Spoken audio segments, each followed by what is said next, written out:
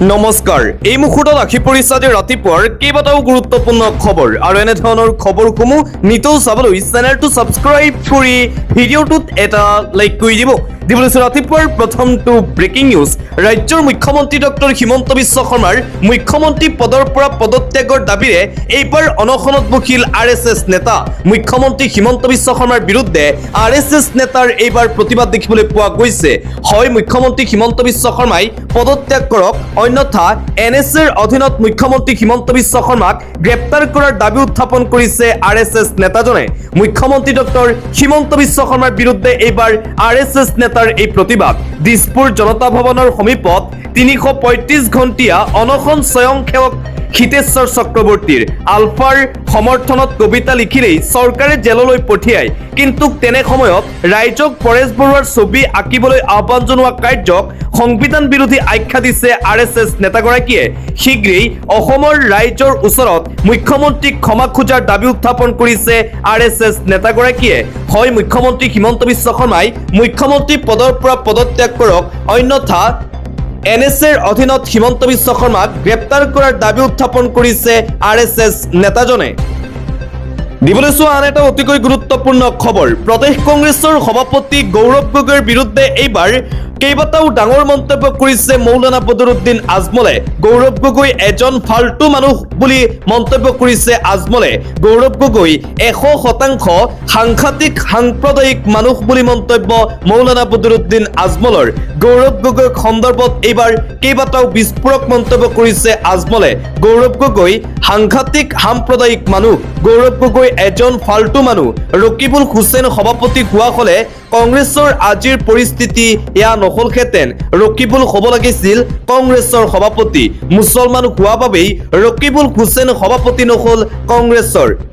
কুস্তি লগালেও ২ ৰাউণ্ড ৩ ৰাউণ্ডৰ ভিতৰত ৰকিবুল জিকি যাব গৌৰৱৰ সৈতে। কংগ্ৰেছে আমাক বহুত গাদ্দাৰী কৰিছে। নগাঁও লোকসভা নিৰ্বাচনতো আমি কংগ্ৰেছক সহায় নকৰোঁ। মুছলমানক প্ৰাৰ্থিত্ব দিলেই কংগ্ৰেছ পাৰ্টি ভাঙি যাব। কংগ্ৰেছ আৰু গৌৰৱ গগৈৰ বিৰুদ্ধে আক্ৰমণাত্মক ৰূপত দেখিবলৈ পোৱা গৈছে AIUDF প্ৰধান মৌলানা বদৰুদ্দিন আজমলক। গৌৰৱ গগৈয়ে কলা চশমা পিন্ধি আছে। আজমলৰ মন্তব্য, মই যোৰহাটত নিৰ্বাচন খেলিম বুলি গৌৰৱ গগৈয়ে ভয় খাইছে। মই বাঘ হয়, মই মোৰ ৰাজত্ব এৰি উজনিত নিৰ্বাচন খেলিবলৈ নাযাওঁ। গৌৰৱ গগৈৰ প্ৰসংগত এই মন্তব্য আজমলৰ। লগতে কংগ্ৰেছ দলৰ সন্দৰ্ভত ভৱিষ্যতবাণী আগবঢ়াইছে মৌলানা বদৰুদ্দিন আজমলে। ৬ মাহৰ ভিতৰত বা ১ বছৰৰ ভিতৰত কংগ্ৰেছৰ পৰা ৮ৰ পৰা ৯জন বিধায়ক বিজেপিলৈ যাব। মুখ্যমন্ত্ৰী ডক্টৰ হিমন্ত বিশ্ব শৰ্মাই পইচা দিছে, জিকাই আনিছে এই কংগ্ৰেছ বিধায়ক কেইজনক। বাকী ৮ৰ পৰা ৯জন আমাৰ লগত আহিব, এই দাবী কৰিছে AIUDF প্ৰধান মৌলানা বদৰুদ্দিন আজমলে। লগতে মন্ত্ৰী বিমল বৰাৰ সন্দৰ্ভতো মন্তব্য আগবঢ়াইছে আজমলে। তেওঁলোক সৰুস মানুহ, মই কথা পাতিলে ডাইৰেক্ট মুখ্যমন্ত্ৰীৰ লগত পাতিম। মই বাঘ হৈ নাযাওঁ, ভয় খাব নালাগে। আপোনালোকেই তাত ৰাজত্ব চলাওক। মানৱতাৰ বাবে উজনি অসমৰ বানাক্ৰান্তৰ কাষলৈ গৈছো। মন্ত্ৰী বিমল বৰাই আজমল সন্দৰ্ভত যি মন্তব্য কৰিছিল তাক লৈ প্ৰতিক্ৰিয়া আজমলৰ। মন্ত্ৰী বিমল বৰা সৰু সৰু মানুহ, মই মুখ্যমন্ত্ৰীৰ লগতহে কথা পাতিম বুলি মন্তব্য মৌলানা বদৰুদ্দিন আজমলৰ। লগতে অসমীয়া মহিলাই আজমলৰ ভৰিত ধৰা সন্দৰ্ভতো আজমলে মন্তব্য কৰিছে। ভৰিত ধৰি সেৱা কৰাটো আমাৰ সভ্যতা সংস্কৃতি।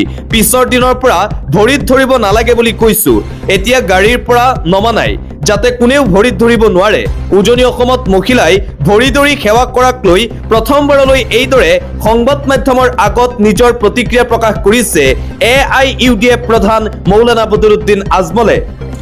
দিবলৈ চোৱা আন এটা অতিকৈ গুৰুত্বপূৰ্ণ খবৰ।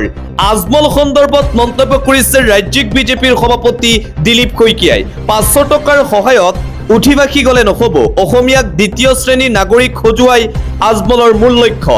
বিমল বৰাৰ মন্তব্য, ৫০০ টকা সাহায্য দিয়াৰ পাছৰ বক্তব্য নহয়। বহু দূৰলৈ চিন্তা কৰি এই কথাখিনি কৈছে মন্ত্ৰী বিমল বৰাই, যাৰ বাবে মই তেওঁৰ কথাখিনিক সমৰ্থন কৰিছো। মৌলানা বদৰুদ্দিন আজমলক লৈ সৰব ভাৰতীয় জনতা পাৰ্টিৰ ৰাজ্যিক সভাপতি দিলীপ শইকীয়া। মৌলানা বদৰুদ্দিন আজমলে অসমীয়া জাতিক দ্বিতীয় শ্ৰেণীৰ জাতি হিচাপে পৰিগণিত কৰাৰ লক্ষ্য আগত বান্ধি উজনি অসমত সহায় কৰি আছে বুলি মন্তব্য দিলীপ শইকীয়াৰ। লগতে নগাঁও লোকসভাৰ উপ নিৰ্বাচন সন্দৰ্ভতো ডাঙৰ ঘোষণা কৰিছে দিলীপ শইকীয়াই। আগষ্ট মাহৰ শেষৰ ফালে জাৰি হ'ব নগাঁও উপ নিৰ্বাচনৰ অধিসূচনা ঘোষণা ৰাজ্যিক বিজেপিৰ সভাপতি দিলীপ শইকীয়াৰ। আন এটা অতিকৈ গুৰুত্বপূৰ্ণ খবৰ এই মুহূৰ্তত দিব লৈছো। কাৰ দখললৈ যাব নগাঁও লোকসভা উপ নিৰ্বাচনত কোনে মাৰিব শেষৰটো সাক্ষী? ৰণত নামিছে শাসক বিৰোধী। নগাঁও পুনৰ দখলক লৈ 100% আশাবাদী গৌৰৱ গগৈ। নগাঁও দখল কৰাটো সহজ নহয় বুলি বিজেপিৰ স্বীকাৰোক্তি। এফালে নগাঁও দখলৰ ৰণত নামিছে মৌলানা বদৰুদ্দিন আজমল। নগাঁৱৰ উপ নিৰ্বাচনক লৈ কাৰ কি ৰণকৌশল, ইয়াকে লৈ এতিয়া অসমৰ ৰাজনৈতিক মহলত আৰম্ভ হৈছে ব্যাপক চৰ্চা। কোনে মাৰিব শেষৰটো সাক্ষী? নগাঁও লোকসভাৰ উপ নিৰ্বাচনৰ দিন ঘোষণা হোৱা নাই যদিও কংগ্ৰেছ, AIUDF আৰু বিজেপিয়ে সমষ্টি দখলৰ বাবে নিৰ্বাচন কেন্দ্ৰিক কুচকাৱাজ ইতিমধ্যে আৰম্ভ কৰিছে। কংগ্ৰেছ আৰু AIUDF দুই বিপৰীত মেৰুত অৱস্থান লোৱাত উৎফুল্লিত হৈ পৰিছে বিজেপি। ধৰ্মীয় সংখ্যালঘুৰ ভোট বিভাজনেৰে নিৰ্বাচনী বৈতৰণি পাৰ হোৱাৰ ব্লু প্ৰিণ্ট ৰচিছে ভাৰতীয় জনতা পাৰ্টীয়ে। ইফালে ৰেজাউল কৰিম চৰকাৰক AIUDFৰ ফালৰ পৰা প্ৰাৰ্থিত্ব দিয়া হৈছে নগাঁও লোকসভাৰ উপ নিৰ্বাচনৰ বাবে। আৰু আনফালে আগন্তুক দিনৰ বাবে কেইবাটাও ৰণকৌশল যুগুত কৰিছে কংগ্ৰেছে। আগন্তুক দিনৰ বাবে কি কি ৰণকৌশল যুগুত কৰিব গৌৰৱ গগৈয়ে কৰিছে ডাঙৰ মন্তব্য। তাৰ আগতেই ভুৱা কংগ্ৰেছীৰ বিৰুদ্ধে পুনৰবাৰ একশ্যন মোডত দেখিবলৈ পোৱা গৈছে কংগ্ৰেছ আৰু গৌৰৱ গগৈক। ভুৱা কংগ্ৰেছীৰ বিৰুদ্ধে গৌৰৱ গগৈৰ চাফাই অভিযান। দলৰ পৰা বহিষ্কাৰ ধুবুৰীৰ 4গৰাকী কংগ্ৰেছীক। ৰাছুল হক, ৰেজাউল ইছলাম, মহিৰ উদ্দিন মণ্ডল, আফজাল হুছেইনক কংগ্ৰেছ দলৰ পৰা বহিষ্কাৰ কৰিছে গৌৰৱ গগৈয়ে। আৰু আনফালে কংগ্ৰেছ দলৰ আগন্তুক ভৱিষ্যতক লৈ কেইবাটাও ৰণকৌশল প্ৰস্তুত কৰিছে গৌৰৱে। আগন্তুক দিনৰ বাবে এই ৰণকৌশল দলৰ উপসভাপতি, সাধাৰণ সম্পাদকৰে আলোচনাত মিলিত হ'ব প্ৰদেশ কংগ্ৰেছৰ সভাপতি গৌৰৱ গগৈ। বানপানীৰ সময়ত অখিল গগৈলৈ ফোন নকৰা সন্দৰ্ভতো প্ৰতিক্ৰিয়া গৌৰৱ গগৈৰ। বিপদৰ সময়ত সকলোৱে সহায় কৰিছে, কিছু পৰিমাণে চৰকাৰৰ অভাৱ আছে। চৰকাৰে আজি ইউটিউবাৰৰ পাছত লগাটো দুৰ্ভাগ্যজনক। কয়লা মাফিয়াক মুখ্যমন্ত্ৰীয়ে সুৰক্ষা দিয়া বুলিও অভিযোগ গৌৰৱৰ। প্ৰথমতে উপ নিৰ্বাচনৰ দিন ঘোষণা কৰক নিৰ্বাচন আয়োগে। এতিয়াও জাৰি কৰা নাই নিৰ্বাচনী অধিসূচনা। উপ নিৰ্বাচন অনুষ্ঠিত নকৰাক লৈ মুখ্যমন্ত্ৰী বিজেপিৰে আলোচনা কৰিব নেকি নিৰ্বাচন আয়োগে, নে অন্য কিবাকে ভাবি আছে নিৰ্বাচন আয়োগে? অৱশ্যে নিৰ্বাচন যেতিয়াই ঘোষণা নকৰক কিয় নগাঁও লোকসভা সমষ্টিত 100% কংগ্ৰেছৰ জয় নিশ্চিত। এইদৰে নগাঁও লোকসভাৰ উপ নিৰ্বাচন আৰু ভৱিষ্যত কংগ্ৰেছৰ ৰণকৌশল সন্দৰ্ভত মন্তব্য কৰিছে প্ৰদেশ কংগ্ৰেছৰ সভাপতি গৌৰৱ গগৈয়ে। পৰৱৰ্তী খবৰ, কংগ্ৰেছৰ যদি কিবা লাজ বাকী আছে তেন্তে বংকিম চন্দ্ৰ চেটাৰ্জী আৰু দেশবাসীৰ ওচৰত হাত মেলি ক্ষমা খুজিব লাগে। কংগ্ৰেছ দলৰ মুখ্য কাৰ্যালয়ত বন্দে মাতৰম গীতটো সোনিয়া গান্ধীয়ে আধাতে বন্ধ কৰিবলৈ কৈছিল। আমি সকলোৱে টিভিত চাইছিলো। 140 কোটি মানুহে আপোনাক চাই আছিল। আপুনি কৰা এই পাপ সমগ্ৰ ভাৰতবাসীয়ে কেতিয়াও ক্ষমা নকৰে। কংগ্ৰেছ নেত্ৰী সোনিয়া গান্ধীৰ বিৰুদ্ধে পুনৰবাৰ এইদৰে সৰব হৈ পৰিছে কেন্দ্ৰীয় গৃহমন্ত্ৰী অমিত শ্বাহ। আৰু আনফালে সোনিয়া গান্ধীৰ বিৰুদ্ধে গোচৰ ৰুজু কৰা হৈছে বুলি জানিব পৰা গৈছে। বন্দে মাতৰম গীতক অপমানৰ অভিযোগত সোনিয়া গান্ধীৰ বিৰুদ্ধে গোচৰ ৰুজু।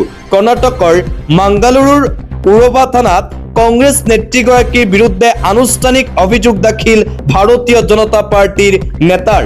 কংগ্ৰেছৰ বিৰুদ্ধে বিজেপিৰ ফালৰ পৰা এই গোচৰ ৰুজু কৰা হৈছে। ৰাহুল গান্ধীৰ বিৰুদ্ধে কথা ক'বলৈ সাহস নাই কোনো কংগ্ৰেছীৰ। দেশ বিৰোধী কাৰ্যত লিপ্ত ৰাহুল গান্ধী, দেশ বিৰোধী কাৰ্যত লিপ্ত সোনিয়া গান্ধী আৰু মল্লিকাৰ্জুন খাৰ্গে। ভাৰতক বদনামী কৰে কংগ্ৰেছ দলে।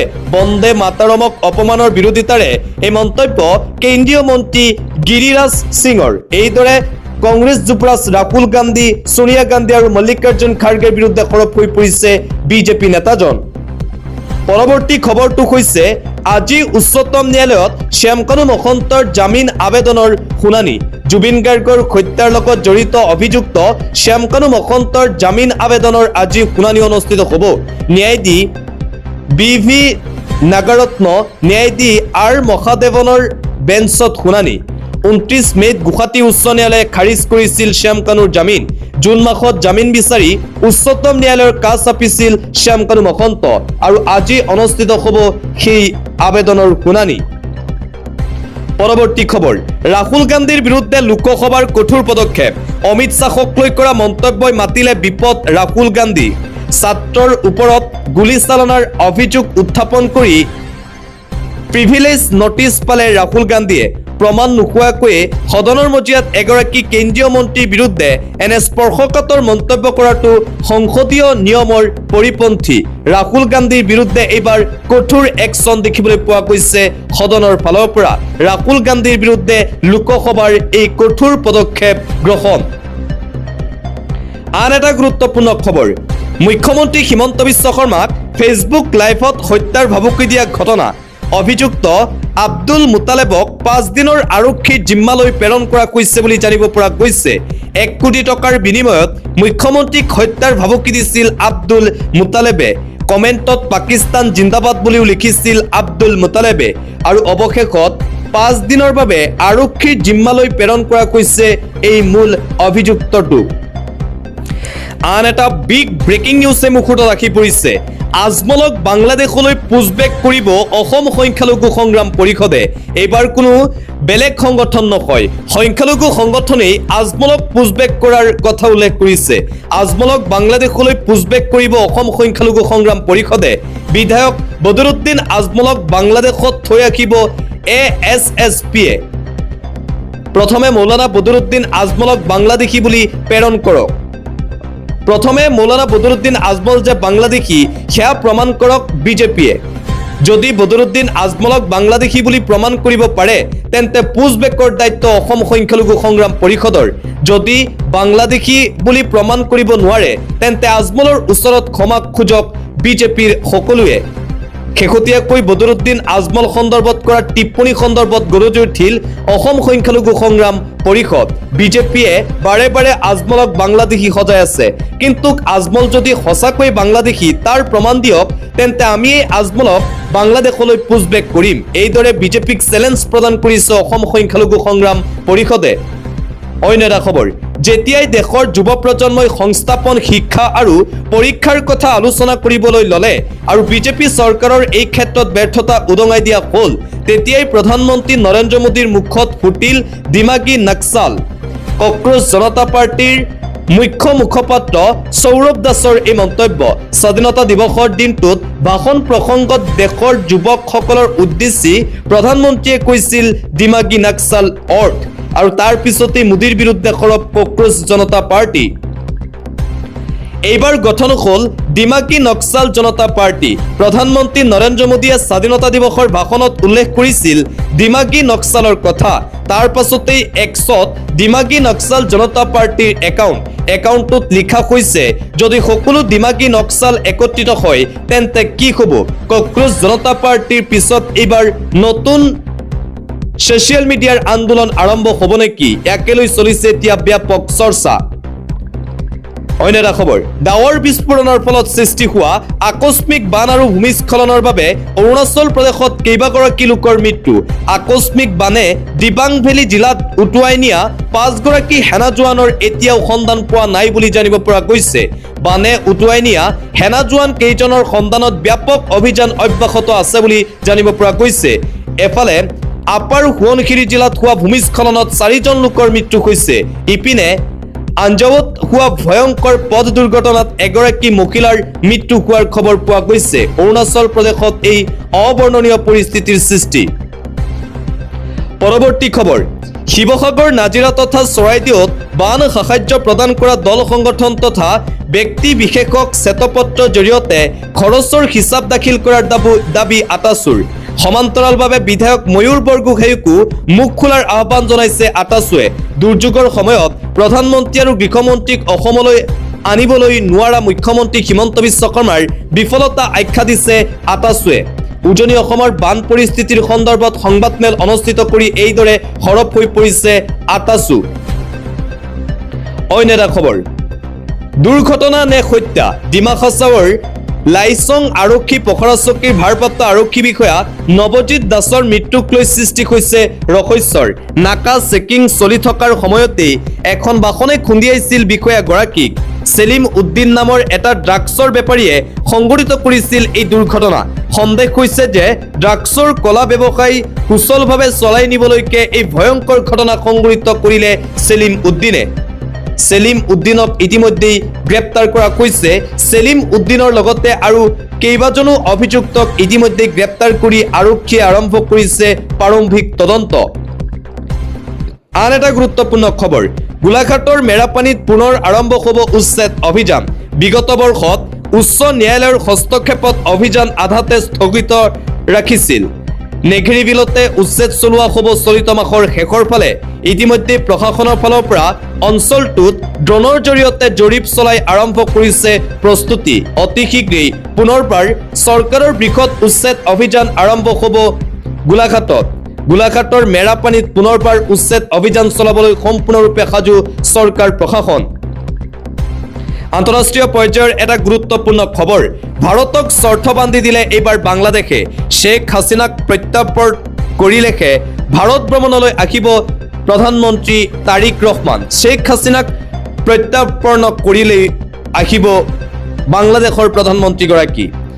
দ্বিপাক্ষিক চুক্তিৰ অধীনত শ্বেখ হাছিনাক বাংলাদেশক গতাই দিয়াৰ দাবী। শ্বৰীফ উছমান হাদিৰ হত্যাকাণ্ডৰ অভিযুক্তকো বাংলাদেশক গতোৱাৰ দাবী উত্থাপন কৰা হৈছে। পৰৱৰ্তী খবৰ, অতি ক্ষিপ্ৰতাৰে পুনৰ নিৰ্মাণ কৰা হ'ব শিৱসাগৰ চৰাইদেউৰ ক্ষতিগ্ৰস্ত অংগনবাড়ী কেন্দ্ৰসমূহ। গঠন কৰি দিয়া হ'ব একোখনকৈ 5জনীয়া বিশেষ সমিতি। নাথাকিব কোনো ঠিকাদাৰৰ ভূমিকা। বিভাগীয় বিষয়াসকলক এই সন্দৰ্ভত বিশেষ নিৰ্দেশনা মন্ত্ৰী অজন্তা নেওগৰ। উজনি অসমৰ বান বিধ্বস্ত অংগনবাড়ী কেন্দ্ৰসমূহক লৈ এই ডাঙৰ ঘোষণা কৰিছে মন্ত্ৰী অজন্তা নেওগে। অতি ক্ষিপ্ৰতাৰে পুনৰ নিৰ্মাণ কৰা হ'ব শিৱসাগৰ চৰাইদেউৰ ক্ষতিগ্ৰস্ত অংগনবাড়ী কেন্দ্ৰসমূহ। আন এটা ব্ৰেকিং নিউজ, বলিউডৰ অভিনেতা শ্বাহৰুখ খান, অজয় দেৱগান আৰু টাইগাৰ শ্ৰফলৈ কাৰণ দৰ্শোৱাৰ জাননী মহাৰাষ্ট্ৰ ফুড এণ্ড ড্ৰাগছ এডমিনিষ্ট্ৰেশ্যনৰ। নিষিদ্ধ ধঁপাতৰ বিজ্ঞাপন সন্দৰ্ভত 9 পৃষ্ঠাৰ জাননী প্ৰেৰণ কৰা হৈছে। 15 দিনৰ ভিতৰত জাননীৰ উত্তৰ দিব লাগিব তিনিওগৰাকী অভিনেতাই। ইলাচিৰ নামত নিষিদ্ধ ধঁপাতৰ প্ৰচাৰ চলোৱাৰ অভিযোগ উত্থাপন কৰিছে বলিউডৰ 3গৰাকীকৈ অভিনেতাৰ বিৰুদ্ধে। আন এটা গুৰুত্বপূৰ্ণ খবৰ, দেশৰ যুৱ প্ৰজন্মক পণ্যৰ দৰে ব্যৱহাৰ কৰাৰ এক গুৰুতৰ অভিযোগ উত্থাপন হৈছে চৰকাৰৰ বিৰুদ্ধে। চাকৰি আৰু পৰীক্ষাৰ ফৰ্মৰ নামত নিবনুৱাৰ পৰা শ শ কোটি টকা সংগ্ৰহ কৰাৰ এক ভয়ংকৰ তথ্য পোহৰলৈ আহিছে। বিগত 6 বছৰত কেৱল নেশ্যনেল টেষ্টিং এজেন্সি চমুকৈ NTA নিবনুৱাসকলৰ পৰা সংগ্ৰহ কৰিছে 3,513 কোটি টকা। এই চাঞ্চল্যকৰ তথ্য এইবাৰ পোহৰলৈ আহিছে। দেশৰ যুৱ প্ৰজন্মক পণ্যৰ দৰে ব্যৱহাৰ কৰাৰ এক গুৰুতৰ অভিযোগ উত্থাপন হৈছে এইবাৰ চৰকাৰৰ বিৰুদ্ধে। আন এটা ব্ৰেকিং নিউজ, পুনৰ কঁপি উঠিব দিল্লীৰ যন্তৰ মন্তৰ। এইবাৰ E20 পেট্ৰলৰ বিৰোধিতাৰে প্ৰতিবাদত নামিব টিম ভাৰত। কক্ৰোচ জনতা পাৰ্টিৰ প্ৰতিবাদৰ পিছত পুনৰবাৰ দিল্লীৰ যন্তৰ মন্তৰ কঁপাবলৈ সাজু হৈছে E20 পাৰ্টিয়ে। পুনৰ প্ৰতিবাদত কঁপি উঠিব যন্তৰ মন্তৰ। কক্ৰোচ জনতা পাৰ্টিৰ প্ৰতিবাদ সফল হোৱাৰ পাছত এইবাৰ যন্তৰ মন্তৰ কঁপাব টিম ভাৰতে। E20 পেট্ৰলৰ বিৰোধিতাৰে যন্তৰ মন্তৰত হ'ব এই প্ৰতিবাদ। পচন্দ নাথাকিলে ভোট নিদিওঁ শীৰ্ষক শ্লোগানেৰে হ'ব প্ৰতিবাদ। প্ৰতিবাদত সকলোকে অংশ লোৱাৰ আহ্বান জনোৱা হৈছে। টিম ভাৰতৰ হৈ এই আহ্বান তেহচিন পুনৱালাৰ। পুনৰ প্ৰতিবাদত কঁপি উঠিব ৰাজধানী চহৰ দিল্লীৰ যন্তৰ মন্তৰ। কক্ৰোচ জনতা পাৰ্টিৰ প্ৰতিবাদ সফল হোৱাৰ পিছতেই এইবাৰ E20 পেট্ৰলৰ বিৰুদ্ধে এই প্ৰতিবাদী কাৰ্যসূচী ৰূপায়ণ কৰা হৈছে। আন এটা গুৰুত্বপূৰ্ণ খবৰ, ছাত্ৰ বিদ্ৰোহত কঁপিছে ঝাৰখণ্ড ৰাজ্য। এতিয়াও অব্যাহত আছে তীব্ৰ পৰিস্থিতি। বিগত 23 দিনে অব্যাহত থকা ছাত্ৰ বিদ্ৰোহে লৈছে নতুন মূৰ। মুখ্যমন্ত্ৰী হেমন্ত সোৰেনৰ পদত্যাগৰ দাবী প্ৰতিবাদী ছাত্ৰৰ। হেমন্ত সোৰেনৰ পদত্যাগৰ দাবী উত্থাপন। অহা 20 আগষ্ট তাৰিখে হেমন্ত সোৰেনৰ বিৰুদ্ধে হেমন্ত সোৰেনৰ বাসগৃহ ঘেৰাও কাৰ্যসূচীৰ ঘোষণা কৰিছে ছাত্ৰ সমাজে যেতিয়ালৈকে মুখ্যমন্ত্ৰী হেমন্ত সোৰেনে মুখ্যমন্ত্ৰী পদৰ পৰা পদত্যাগ নকৰে তেতিয়ালৈকে ছাত্ৰ ছাত্ৰীসকলৰ এই প্ৰতিবাদ অব্যাহত থাকিব বুলি ঘোষণা কৰা হৈছে ঝাৰখণ্ডত মুঠতে ছাত্ৰ বিদ্ৰোহৰ ফলত এই অবৰ্ণনীয় পৰিস্থিতি আজিৰ দিনটোতো দেখিবলৈ পোৱা গৈছে এটা চাঞ্চল্যকৰ খবৰ পুনৰবাৰ লাভজেখাত তিনি পাখণ্ডৰ কামনাৰ বলি নাবালিকা ৰাজ্যত পুনৰবাৰ জঘন্য ঘটনা লাভজেখাতৰ বলি হোৱা নাবালিকাৰ সৈতে তিনি পাখণ্ডৰ জঘন্য কাণ্ড লাভজেখাতৰ জালত পেলাই প্ৰেমিক নাজিৰুল শেখ আৰু দুই পাখণ্ডৰ ভয়াৱহ কাণ্ড দশম শ্ৰেণীৰ নাবালিকা ছাত্ৰীক মাতি নি দলবদ্ধভাৱে নিকৃষ্ট কাণ্ড তিনি পাখণ্ডক্ৰমে নাজিৰুল ইছলাম পীৰ মহম্মদ হাৰুনুল হাছান কাজলগাঁও আৰক্ষীৰ জালত জঘন্য ঘটনা কৰা তিনি অভিযুক্ত নাবালিকাক ভাবুকিৰ বিপৰীতে ৱেবছাইটত ভিডিঅ' ভাইৰেল কৰিলে অভিযুক্তই ভুক্তভোগী নাবালিকাই পৰিয়ালক অৱগত কৰাৰ পাছতেই এজাহাৰ দাখিল কৰা হৈছে কাজলগাঁৱত সমগ্ৰ ৰাজ্য কঁপাই যোৱা এই চাঞ্চল্যকৰ লাভজেখাদৰ ঘটনা পুনৰবাৰ সংঘটিত হৈছে